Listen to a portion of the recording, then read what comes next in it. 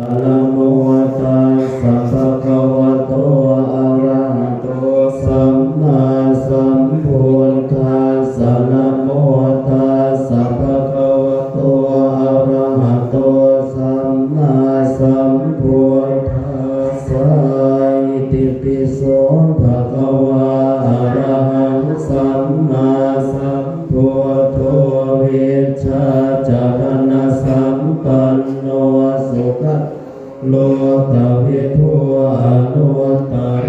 ปุริสธรรมสารติสัทธาเทวมนุสานังพุทโธภะคะวะติสวากขาโตภะคะวะตาธัมโมสันทิฏฐิโกอาการิโกเอหิปัสสิโกโอปัญญิโกปัจจัตตังเมทิตังโพวิญโยหิติสุปฏิปันโนภะคะวะโตสาวกสังโฆโอจุปฏิปันโน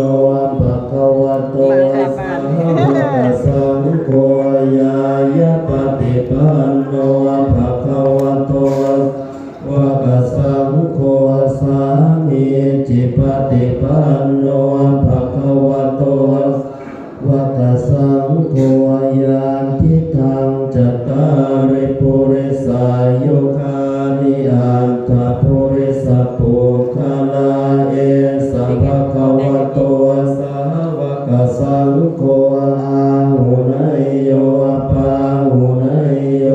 ทักขินยโยอัญชลิกรณิโยอนุตตรังปุญญเขตังโลกัสสติภะหุงสัมมาสัมภินิมิตสาวุธันตังเตเมฆนังอุทิตโกราชเสนามารังทานาทิธรรมวิธินาชิตวามุนินโทตันเตชะสาภวตุเตชยมังคารานิมาราติเรกมมพิโยจิตสาภรันติงโครัมปนาลวะกมาคมตาตยาขังขันเตสุทันตวิทินาชิตวามุนินโทตันเตชะสาภวตุเต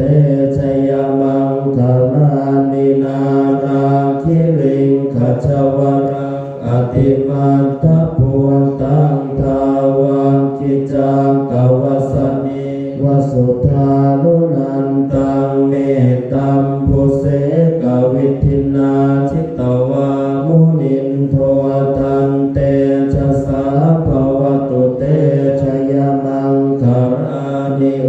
คินตะคากมติวัตสุธารุนันตังทาวันติโย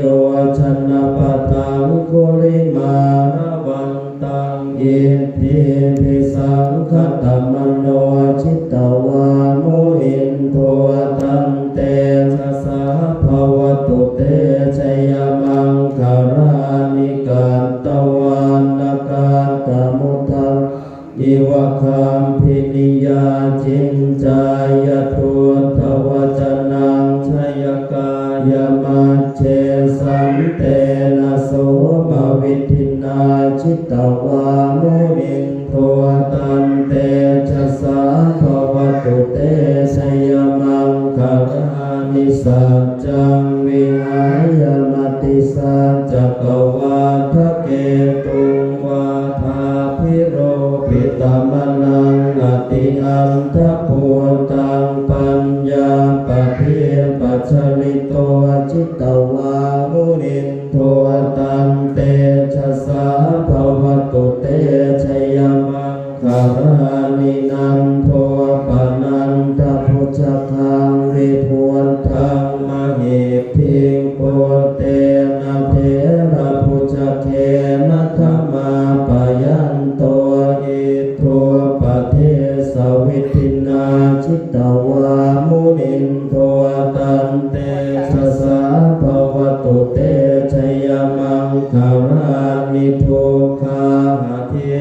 พุชเค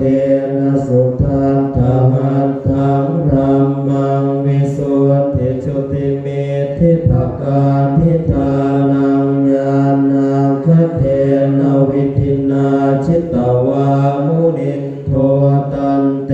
ชะสาภวตุเตชยมังคารานิเอตาปิพุทธชยมังคาราอัตถคาทายโยวาจโนทินาทิเนสวะเตมตันทีนิตวานเน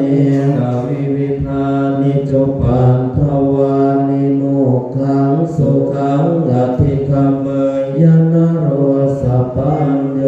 มหาการุณิโกนาโถหิตายาสัพพปานินังปุเรตวาปารมีสัพพะปันโตสัมโพธิมุตตมังเอเตนะสัจวัชเช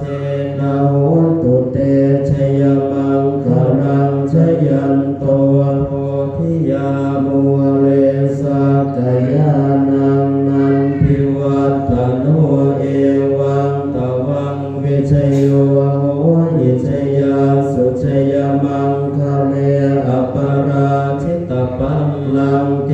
สีเสปัทวิโปคะเลอภิเสเกสัพพพุทธานังอัคคปัตโตปะโม